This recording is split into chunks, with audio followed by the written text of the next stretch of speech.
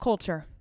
It isn't about what you put on a piece of paper and just read out to your employees. It's about actually what you truly live and what you truly want.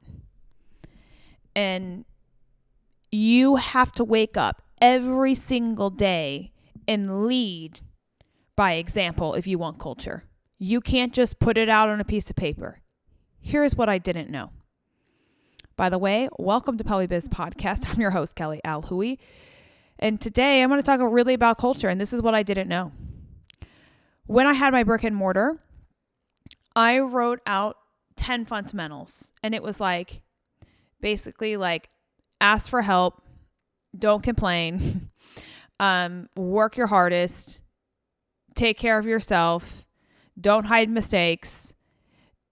Those are the things that I had as the 10 fundamentals. And I really just put this on my sheet because one of my mentors was just make sure you have 10 fundamentals so that your company has a culture. And I'm like, cool, got it. Check the box. I'll put it in my handbook and post it somewhere. And then I'll read it for new people that come on. And that's what I'll do. The reality is it didn't work. And I even have an interesting story where I was gone for a couple weeks. I came back to the clinic and the 10 fundamentals were taken down off the cabinet that they were on. And I was like, who took these down? How disrespectful is that? And basically, my staff was indirectly telling me, this is bullshit, basically. And I'm like, yeah, it pretty much is. And I was so pissed off that that thing got taken down. But now looking back, of course it got taken down. Because I just put it on a piece of paper and it was basically just should have said at the top, rules to follow. That's really what it was. It wasn't culture. It was rules to follow. And so, you really have to think about this. When you were trying to build a culture, okay? Every single thing, and I'm going to dive deep into this because I don't think I really truly don't believe people understand what true culture is. Everyone says they have a culture, but I haven't seen any company except for one live by culture. I have not. And this whole thing that I saw completely changed my mindset around culture. And it was so eye-opening to me when I went to this event and I experienced this culture that I couldn't stop talking about it. I really, and I still can't to this day stop talking about it because I have never felt it. I've never experienced it. I didn't know. No one ever showed me what culture was. They just told me what to do. I wrote it down on a piece of paper and then tried to live by it. But here's what I realized. And this is why I believe PelviBiz is honestly different. The culture and the standard that we set at PelviBiz is unprecedented. I'm telling you. The culture that Julia and I have set up is no one is better than anyone. Yes, I'm the CEO. Yes, Julia's the COO. However, our titles never come out. And frankly, when we were growing the business, I actually don't want to have anyone else have titles because everyone is on the same playing field. What I realized is I had to hire managers in a brick and mortar because managers just mean babysitters. That's really what they were. And I don't want a culture where I have to babysit people. I don't want to actually put money towards glorified babysitters. That's not what I stand for. I stand for anyone that comes in the company. I want them to be massive, massive leaders. And every single person, whether or not you're hired for marketing or whether or not you're hired for sales or whether or not you're hired for, organic social media, every single person that steps into PelviBiz has to be a leader. Every single person that steps in has to teach us something every single day. They have to be investing in themselves every single day. So when my team comes in, we don't just show up and say, hey, we're here at a meeting.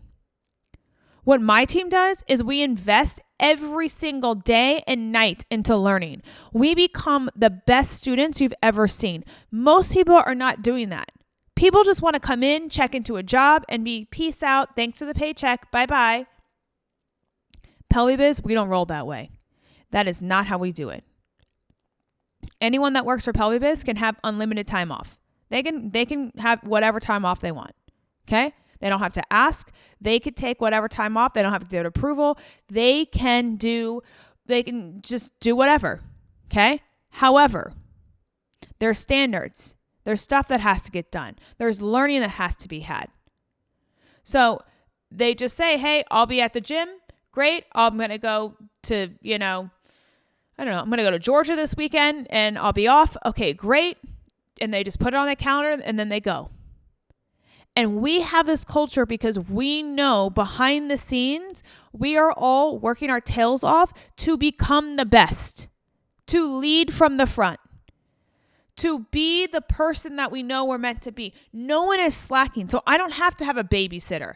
I don't have to say, oh, I hope this person's doing that. I have no doubt my team is working their tail off. I have no doubt because we all have one mission, which is to elevate every single person in healthcare to live a life that they truly say that they want to live, whether or not that's time with their kids or whether or not that's money. So the culture at PelviBiz is literally take off when you want, take care of yourself. And by the way, you also have to work out every single day. That is the culture. You have to work out. And that starts with me. If I don't show up and I don't work out every single day, how can I expect my team to? How? I'm a hypocrite and a liar if I don't work out every single day. So yes, there's times in the morning where I'm like, just this past week, I was like, I don't want to be here. And I was like, nope. Julia's working on the East Coast and I got to get my butt out of this bed. I got to get my workout in. So I got energy to bring up the whole team today. Let's go. So at 5:00, I get my butt up and I went to the gym. And 15 minutes in, I'm like, I'm sprinting on that treadmill because my energy came back. And I just showed up for myself because I knew I had to show up for myself and I had to show up for my freaking team. That's very important. And so if you guys are not taking care of yourself every single day, you cannot show up for your team. I've been there and it led to complete burnout. And it cost me millions of dollars. And that is not a lie. It cost me millions of dollars. So I'm never, ever going to let myself get to that place again. And I don't want you guys either to get there because it will cost you maybe multi-six figures, maybe even millions of dollars as well. So you can't get to that point. So step one is creating a culture is you have to lead massively in all different ways. The next thing is you got to take care of their families. You got to take care of their families like no one's business. If they have a spouse, you got to bring them into the company. Meaning, hey, tell me about your spouse. Tell me about your weekend. What's going on? What does that look like? Like, I have to know every single thing about their spouse because their spouse and them are going to be a big part of the world that we live in and work together in. And if that doesn't jive or there's a disconnect, then the culture of PelviBiz will go down. And that's just not what we're doing. It's not it. Another standard of PelviBiz is we have to have high energy at all times. Like, we don't get tired. You have to have high energy. And you've got to be able to maintain a level of, I'm going to keep going. And you have to work hard. I think that's another thing. You have to work hard. You have to have, I'm not saying you're going to work till 10 o'clock at night. That's not it. Okay. We're not killing everyone over here. But I'm telling you, when you're working, you're going to be present and we're going to move the needle. We're going to do hard stuff. We're going to do stuff that you don't want to do. Okay. We're going to make you grow. I'm going to hold you to the freaking fire and I am going to push you and make you grow. I'm going to make you so uncomfortable, but you're going to be so proud of yourself. You're going to be so proud of yourself by the time, that whatever project we get done, like you're going to be like, oh my freaking God, I got through that. Like, look at me now, which is only going to build your self-confidence. And it's only going to make you more dangerous. It's only going to make you more on fire because you're going to be like, oh my God, I just went through this. I can freaking climb the mountain now. Who doesn't want that? People want to be led. They want to be led. They don't want to be with some loser that's like, hey, let's just check into work today at 9 o'clock and then let's check out at 5 o'clock and then hopefully all is well. That's called a job. That's boring as hell. That's annoying. And you only get like 2 weeks off. And you got to beg and ask them for that. No one wants that. No one wants to be led by that. Okay? So don't be that leader. Don't be that leader. Don't have that culture. Do not have that culture. Okay?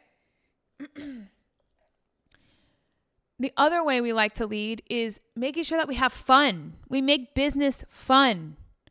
I love doing fun things. Like soon, we're all going to Running Man.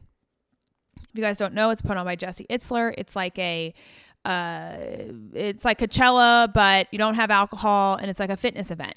And you're supposed to like run a marathon. Well, I've never run a marathon. I did run a half marathon and literally puked at the end and almost died. But we're doing that. And so we have a goal, not only in business together, but we have a goal and a mission to be able to just like maybe do a half marathon at Running Man. Like that would be a huge achievement if we were able to do that. And so we both got to get in shape to be able to do that. And that requires discipline. That's literally it, discipline. And every single day, people that are on my team, you have to be massively disciplined because you're going to have to do things you don't want to do. I just told Julia the other day, I was like, Julia, remember when I brought you on and you said, I hate doing the same thing over and over again? I said, well, guess what? We're in that phase. We're going to do the same stuff over and over again. It's going to be real boring for you, I think. But every single day, we're still leveling up. And sometimes that's true, guys. You're going to do the same thing sometimes over and over because you have to get the reps in. But that doesn't mean you stop learning and growing. That's the difference between a job and someone that actually has a massive mission to move you. Yeah, you can do the same thing over and over again in a normal job and you're not learning. That's called a job. This is where you're still going to continue to learn and still level up. Every single day we are doing something different. Every single day I'm investing in something else. I invest. Because I know investments get me speed and get me to where I want a lot quicker without all the freaking pain. And so I highly recommend you investing. I think that's huge, that you have to invest in yourself to be able to get where you want to go the quickest with the least amount of mistakes. And that's also part of our culture. So we go to events. I don't know if you guys seen, but we go to events. Literally, we have at least 2 to 3 events a month that we go to, attend. That's almost every weekend. I mean, it's a lot. But we do that because we want to be surrounded by people that also want to level up.